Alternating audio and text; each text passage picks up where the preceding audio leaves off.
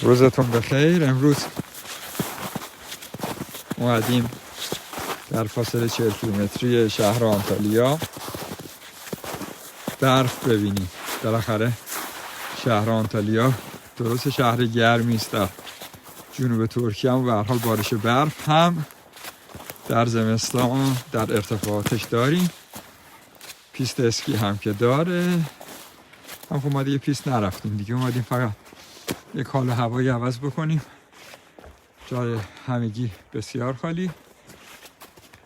اینجا به سمت کورکوتلی است، یعنی از سمت دو شمالتی که به سمت کورکوتلی میرید